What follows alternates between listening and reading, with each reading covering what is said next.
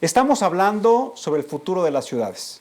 Y hoy nos acompaña una organización de la sociedad civil, Ciudad Posible, que ha venido trabajando en los últimos meses sobre la reflexión que tienen que tener los ciudadanos de cuál es el papel y el futuro que debe tener, sobre todo la Ciudad de México, pero también tomando como referente otras grandes ciudades del país y otras ciudades del mundo. Y para ello hoy nos acompaña José Luis Luege, que es el presidente de Ciudad Posible. José Luis, muchas gracias por acompañarnos. Al contrario, gracias Tulio por la invitación. Platicábamos, José Luis, en la introducción de la importancia que tiene el rol de los ciudadanos en el futuro de las ciudades. Y para ello entonces me gustaría preguntarte, ¿qué es para ti ser un buen ciudadano? Bueno, para mí un buen ciudadano es el que, además de preocuparse, como hacemos todos, por el bienestar personal y de nuestras familias, nos preocupamos también por los problemas de la comunidad y participamos directamente en ellos. Ahí es donde lamentablemente se rompe la cultura cívica de los mexicanos y se nos olvida que además del bienestar de nuestra familia está también el bienestar de la comunidad. Entonces, para ser un buen ciudadano hay que cumplir ese rol en lo familiar y en lo social. José Luis, ¿qué es para ti una ciudad posible? Bueno, una ciudad que tenga viabilidad y que sea sustentable en el largo plazo. El problema de la Ciudad de México, que es el tema central de nuestra organización ciudadana, estamos enfocados en la generación de políticas públicas metropolitanas para la Ciudad de México. Hay factores de riesgo muy altos, principalmente en la agenda ambiental, el tema del agua, el tema de la movilidad, el tema del medio ambiente, los efectos del cambio climático, el desorden urbano, el mal manejo de la basura, etcétera, que no están siendo tomados en cuenta. Entonces, realmente si no tienes una visión de más largo alcance, te pierdes en las coyunturas y en gobiernos que no responden a las necesidades reales de la ciudad, ¿no? Hay una gráfica que me gustaría que pusieran en la pantalla, en la que habla de cómo ha crecido de manera exponencial y de manera horizontal la Ciudad de México. Y ahorita que la vean nuestros amigos, ahí la podemos observar, cómo en el siglo XVI y hoy en el año 2007, pues creció de manera muy importante la zona del Valle de México, la zona metropolitana de la Ciudad de México, como se le conoce técnicamente. Y eso me gustaría un poco, José Luis, que nos platicaras cuáles son los efectos de este crecimiento desmedido de la zona metropolitana de la Ciudad de México. Bueno, los efectos son verdaderamente críticos. Esa imagen, que es una imagen, digamos, una ilustración, demuestra que el Valle de México es una cuenca de origen cerrada. O sea, geológicamente somos una cuenca, somos como un tazón, ¿verdad? Cerrado por montañas, donde hay una lluvia importante anualmente. Y por eso originalmente era una zona lacustre. Es decir, como se ve en la gráfica, no sé si los televidentes están viendo a nosotros o a la... No, están viendo la gráfica, figura, por eso ¿verdad? la pusimos para Entonces, poder el gran lago de Texcoco eran en realidad 5 lagos que en temporada de lluvias se unían en ese gran lago de cerca de 2.000 kilómetros cuadrados de superficie. Toda la historia la conocemos. Y ese afán de la cultura mexicana desde la fundación de México de sacar el agua mediante sistemas artificiales del valle. En realidad todos los sistemas de extracción del agua del valle, desde uno muy antiguo que se llama el Tajo de Nochistongo, que imagínate tú, Tulio, que se diseñó hace más de 400 años el Tajo de Nochistongo. Y todos los sistemas de desagüe profundo siguieron la misma lógica, que es sacar el agua del Valle de México a la cuenca del río Tula y de ahí al Golfo de México. Eso fue, digamos, para permitir la ocupación del valle, nada más que se nos pasó la mano. Yo pienso que debió de haber habido un equilibrio entre la zona lacustre y la zona urbana. Y hoy, del lado derecho de la gráfica, podemos ver cómo la misma superficie de los lagos la ocupa una zona urbana desordenada con un crecimiento anárquico, en donde hemos no solamente ocupado todas las zonas de inundaciones naturales, sino que ya ocupamos zonas de bosque, áreas naturales, áreas de permeabilidad, o sea, de recarga del acuífero, y eso representa un alto riesgo en cuanto a la sustentabilidad y a la seguridad de la ciudad en el futuro. Entonces, por esa razón, nosotros decimos que se requiere una política metropolitana. Si me permites, siguiendo un poco el análisis que hizo Alfonso, nosotros nos dedicamos a revisar las plataformas, pero para el Distrito Federal. Y efectivamente, ¿qué encontraron, José Luis? Son 10 partidos políticos, nada más que en el DF se presenta, además de la plataforma legislativa, teóricamente una plataforma por cada una de las 16 delegaciones. Teóricamente, porque en realidad es un copy-paste, son idénticas las plataformas de las 16 delegaciones. Aunque son muy distintas cada problema de cada delegación. No podrían tener la misma plataforma, digo yo. Pero además algunos partidos tampoco presentaron la plataforma de las 16 delegaciones. Pero Y es decir, que no hay una obligación legal o una sanción por no haberla presentado. yo creo que no hubo la sanción. Sí hay la obligación legal, pero por alguna razón el Instituto Electoral del IFE no está sancionando el que no se presente de forma completa las plataformas. Pero lo que sí te quiero decir, con la misma preocupación que tiene Alfonso y que tuviste tú, que en los miles y miles y miles de mensajes que recibimos diariamente los capitalinos, no hay ni la más mínima idea del elector, del ciudadano, de las plataformas de los partidos. Y efectivamente, yo también encontramos nosotros en nuestro análisis que hay cosas rescatables, hay cosas buenas, quizá en todas las plataformas, pero no en los mensajes que escuchamos todos los días en la radio y en la televisión. Es decir, los candidatos no están dando a conocer los mensajes o los planteamientos o los compromisos de las plataformas de sus partidos. Vemos denostaciones, ataques, demandas de unos contra otros, cosas lamentablemente muy penosas como las broncas que vimos la semana pasada en Coajimalpa, cosas que demuestra la poca cultura democrática de los partidos, de los candidatos, pero también de la ciudadanía en general. Entonces, nosotros arrancamos una campaña que se llama, es un hashtag candidato sostenible. Y al que puedes entrar a través de la página web y de nuestra cuenta de Twitter y de Facebook, para que el ciudadano se manifieste, opine, y también estamos pidiendo una firma a los candidatos de todos los partidos de una agenda ambiental sustentable para la ciudad. ¿Y qué les han contestado, José Luis? Sé que están iniciando Estamos iniciando la campaña, hay mucho interés de la gente en conocer más. O sea, yo hablo con muchos ciudadanos todos los días y la gente dice, yo no voy a votar, porque no sé ni por quién votar. No me convence ningún partido, los candidatos no me convencen nada. Entonces le digo, bueno, tienes que votar conociendo la plataforma de los partidos primero y desde luego la personalidad del candidato, que te dice el candidato. Entonces tratamos de poner nuestro granito de arena, igual que ustedes, Tulio, para que la gente tenga mayor información y mayor razonamiento del voto. Ahora, Ciudad Posible está concentrada no en toda la agenda, digamos, de sustentabilidad, sino básicamente en la parte ambiental. Nosotros nos hemos concentrado en tres grandes, digamos, temas, que son agua, que es el que más preocupa, energía y movilidad o transporte, ¿no? Recientemente realizamos un foro sobre la modernización energética de la Ciudad de México y resultó que no hay agenda de energía en la ciudad y que la Ciudad de México tiene esquemas de energía del siglo XIX. Por ejemplo, somos la única ciudad en el mundo que todavía repartimos gas LP a través de cilindros, cuando ya no existe en el mundo. Con el riesgo que eso implica. Con el riesgo que eso implica para mil cosas, ¿no? O sea, cilindros que están todos en mal estado, que ya superaron su vida útil, pipas de gas en mal estado, empresas patito que hacen distribución de gas LP, con los riesgos que vemos que hemos sufrido de accidentes recientes. ¿Por qué no hay una red de gas natural que es más económico, más eficiente, menos contaminante y más seguro?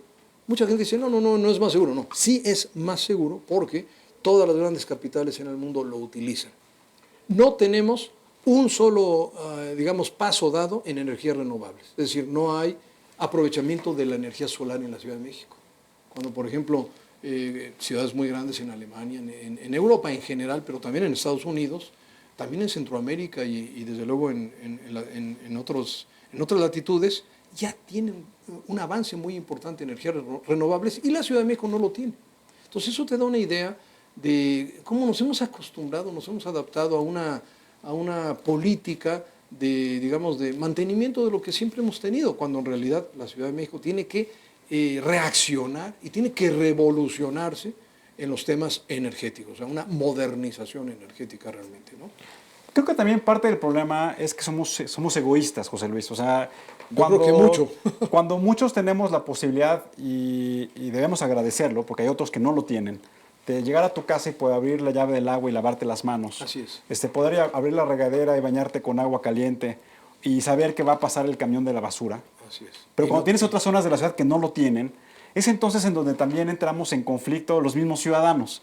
Porque este egoísmo, que así yo lo veo, es que no estamos pensando en nuestros hijos y en nuestros nietos. Si nada más en nosotros. Nada más en nosotros. En el momento. En el momento. Entonces, es la satisfacción inmediata de una necesidad, pero no es la satisfacción posterior de una necesidad. Y eso es ser buen ciudadano, efectivamente. O sea, tener una preocupación, no solamente, ok, tú abres la llave del agua. ¿De dónde viene esa agua? Es correcto. ¿Qué capacidad tenemos de sostener esa situación para nuestros hijos? Bueno, pues yo te digo que el principal problema de esta ciudad es el abastecimiento de agua.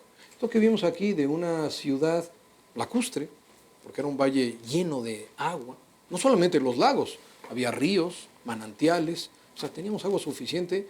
Tendríamos la lluvia que recibimos anualmente, Tulio, es más de 3 veces el volumen total que se requeriría para todo. O sea, para uso público urbano, lo poco que queda de agricultura y uso industrial. Y sin embargo, todo el agua de lluvia no la utilizamos. Y no tenemos una cultura, José Luis, por No ejemplo, de que en nuestra casa pudiéramos hacer una pequeña cisterna que recuperara esa agua de lluvia, por ejemplo, y que sirviera pues para los excusados poder utilizarla y no estar usando agua potable. Se pueden hacer muchas cosas, Tulio, pero el problema de la Ciudad de México es los niveles de escala. El Valle de México representa la vida de 20 millones de personas. Y lo que consumimos son cantidades verdaderamente impresionantes. Es el caudal de un río grande lo que estamos consumiendo diariamente. Eso no se ve. Y tú dijiste muy bien, abrimos la llave y tenemos agua. ¿Y qué pasaría si abres la llave y no tienes agua? O sea, entramos ya en Entonces, primero te enojas, ¿no? Sería, Claro. no hay agua por alguna razón. ¿Y qué te parece si durante toda la semana no tuvieras agua, no te pudieras bañar? Bueno, esto que estoy diciendo, Tulio, es real. Es un problema real. Es decir, los datos con los que contamos nosotros demuestran de forma fehaciente, con datos duros, que nos vamos a quedar sin agua. ¿Por qué? Porque esto que vimos de un lago impresionante, pues se demuestra una cuenca saturada, ¿no? Cuando se acabó el agua superficial, empezamos con popotes a extraer el agua del subsuelo, en un acuífero, es el agua subterránea, muy rico. Pues ese acuífero se está agotando. Perdón que te interrumpa, es que hay una gráfica que ejemplifica lo que tú Sí. me estás diciendo. Si nos pueden hacer favor de ponernos en la pantalla la gráfica en donde habla de cómo es la extracción versus la Así es. recarga. Ese dato es alarmante. Este dato, algunos hidrólogos me lo han querido refutar, nada más que yo tuve la fortuna y el honor de estar 6 años al frente de la Comisión Nacional del Agua. Entonces, no solamente tuve la preocupación de revisar este dato a fondo, sino que actualmente mantengo la coordinación con los geólogos y los ingenieros que mejor conocen el subsuelo y la condición del acuífero. Y esto es real. Estamos agotando el acuífero por estas 2 primeras gráficas, es decir, nosotros no tenemos recarga, estamos extrayendo muchas veces más de lo que se recarga el acuífero. Eso debía ser exactamente al revés, o sea, la extracción debería de ser la columna de la izquierda y la recarga la de la derecha, y eso te daría garantía de sustentabilidad en el futuro. Lo que estamos haciendo es que el agua cada día está a menor nivel. O sea, estamos extrayendo 5 veces más de lo que recargamos. En promedio, en el acuífero del Valle de México o de la zona metropolitana, 4 veces más. Hay un debate, hay quien dice, no, está mal el ingeniero Urbeje, solamente se extrae 2 veces más de lo que se recarga. Bueno, si tú reconoces que se extrae 2 veces más, ya estamos ante un problema muy serio. Lo que sucede, Tulio, es que nosotros ordenamos un barrido mucho más a fondo y un análisis real de la geología en el Valle de México. El resultado es que hay miles de pozos que se construyeron ilegalmente, que están abajo de tarimas en empresas que eran agrícolas originalmente y nunca fueron censados correctamente, y esa situación ilegal y, digamos, irregular se fue tolerando, y hoy en día en el Valle de México hay más de 7,000 pozos, cuando tenemos registrados formalmente con derechos en la Conagua del orden de la mitad, de los 3,500. Entonces, por lo tanto, el análisis de que se está extrayendo muchísimo más es real, está basado en datos reales, ¿no? Ahora, el problema del agotamiento del acuífero es verdaderamente de emergencia nacional. Y eso implicaría una agenda del agua, no solamente para el Distrito Federal, sino para todo el Valle de México, adoptado desde el gobierno federal, el gobierno del Distrito Federal y fundamentalmente del Estado de México. Bueno, ni uno ni otro, ni tampoco el federal, lo están tomando en cuenta. O sea, no está en las plataformas, no está en la agenda del gobierno de Enrique Peña Nieto. Para nada Erubiel tiene ni idea de lo que está pasando en su estado y lamentablemente tampoco el jefe de gobierno ha adoptado una posición respecto a esta situación. Entonces yo digo, bueno, elecciones, plataformas, campañas, ¿para qué? si los problemas de fondo no los estamos atacando. Por eso estamos haciendo un llamado a través de esta campaña de hashtag candidato sostenible, de ponernos las pilas y hacer a un lado estas campañas inútiles que no llevan a nada. Esta spotización que ha generado la nueva normativa electoral es un barbarismo. Se hizo todo para que los partidos no se financiaran a través de particulares y ahora resultó una campaña en medios que a nadie le interesa, que no sirve para nada. José Luis, le fuimos también a preguntar a amigos como tú y como yo, amigos de calle, ¿cuál consideran que deben ser las propuestas que les harían ellos a los candidatos para exigirles en el tema del futuro de las ciudades? Vamos a ver estos testimoniales que enriquecen lo que tú estás planteando. Es fácil hablar, yo creo que es muy fácil decirlo, pero que se fijen más en qué necesita la población, cuál es la materia gruesa de quién está aportando más y cómo podrían solucionar problemas, no tanto como el dar dinero, gastar dinero, obtener dinero, simplemente cómo tener soluciones rápidas y no tan a largo plazo, que son lo que se necesitan. Habría que analicen bien la situación económica en general, tanto trabajos, Hacienda, pienso que quiere hacer cosas bastante buenas, pero dejan pasar muchos fraudes que cometen las mismas compañías particulares.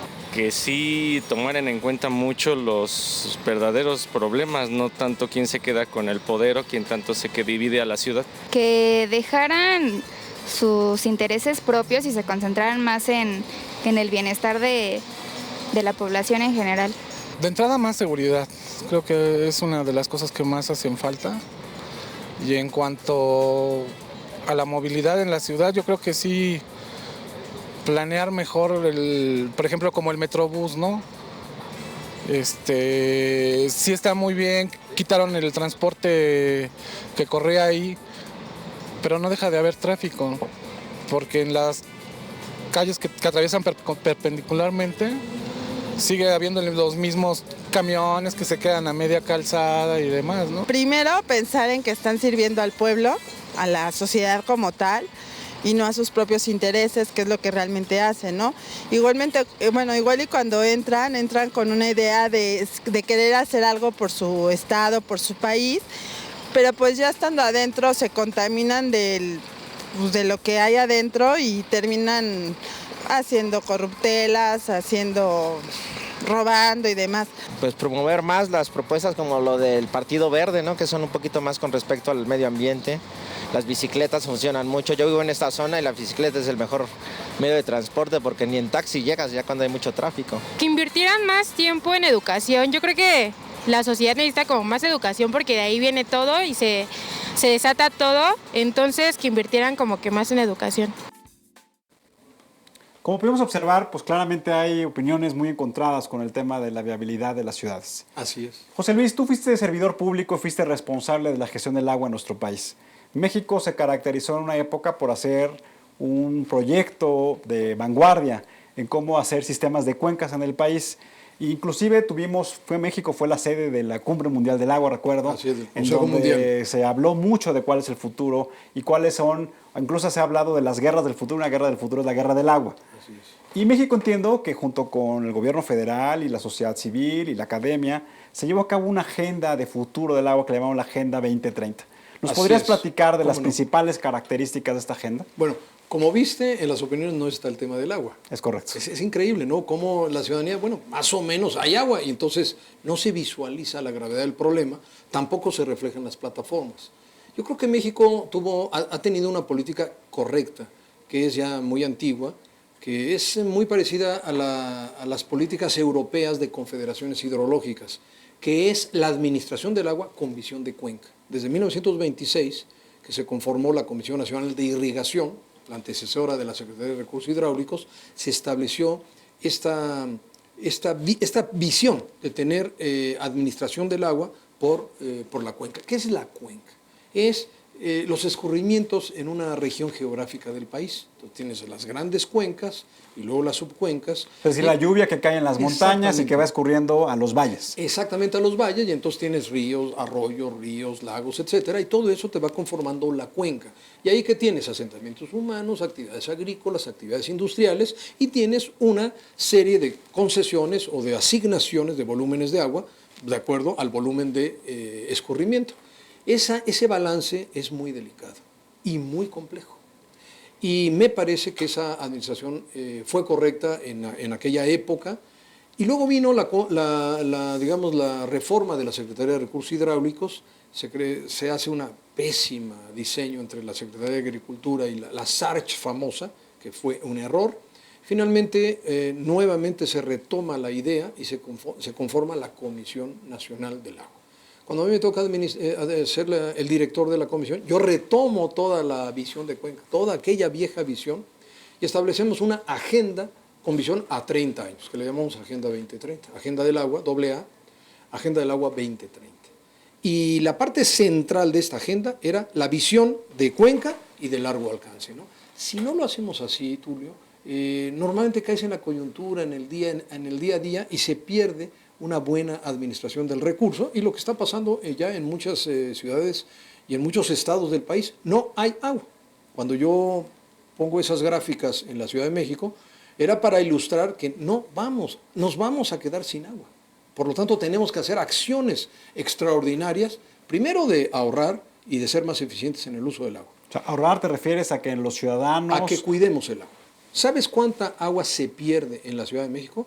El 40% del agua ya potabilizada. Imagínate el costo de potabilizar el agua, bombearla, traerla desde Cutzamala, Lerma, extraerla del subsuelo, filtrarla para llevarla hasta la llave de tu casa. Es costosísimo. Bueno, el 40% hoy se está perdiendo en fugas, principalmente en la red secundaria, pero también en fugas domiciliarias. La gente irresponsablemente se le olvida.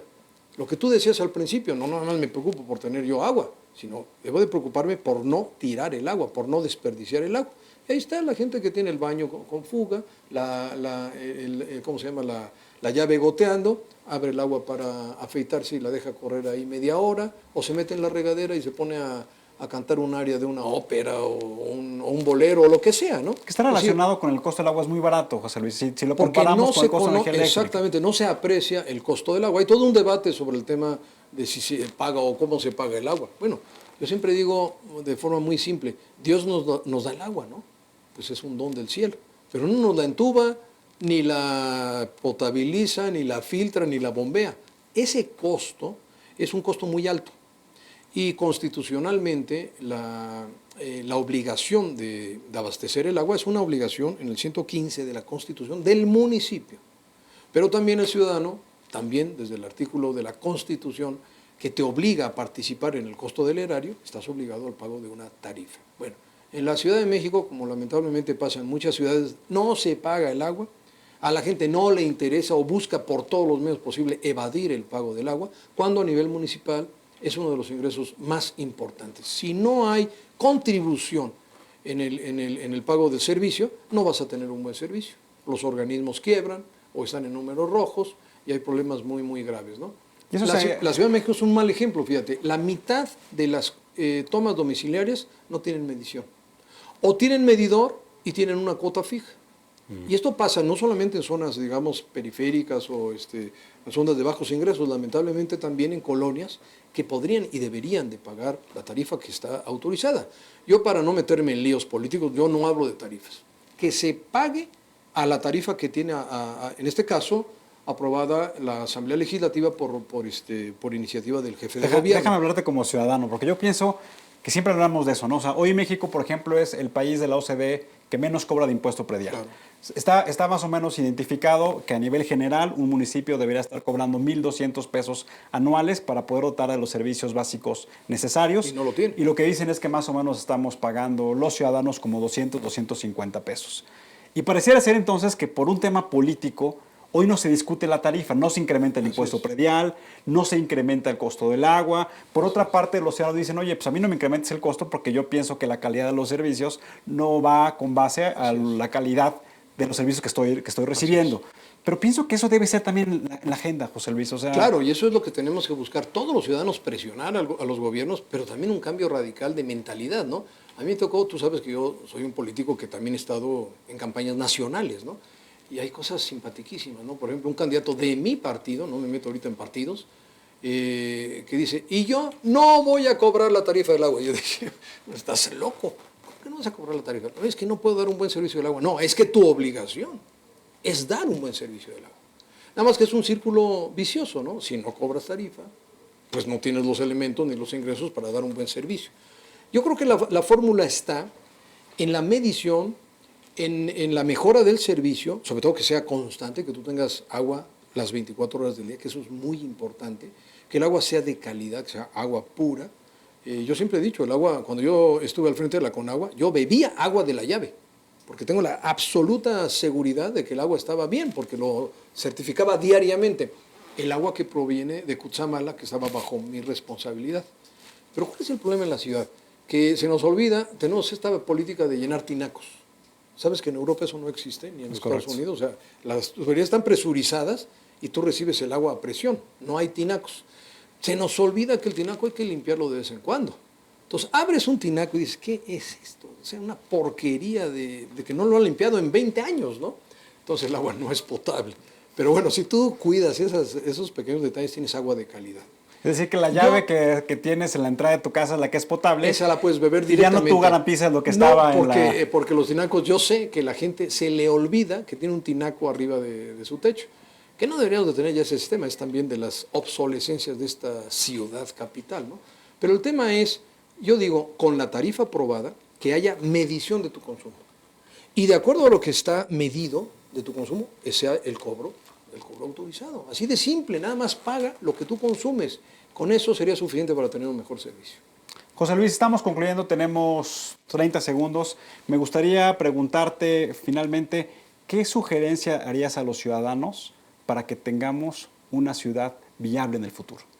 Bueno, mira, yo creo que lo más importante es la organización. El ciudadano tiene que participar. Yo tengo muchos amigos, familiares que no les interesa participar porque no se sienten atraídos ni por los partidos ni por los políticos en general, ¿no?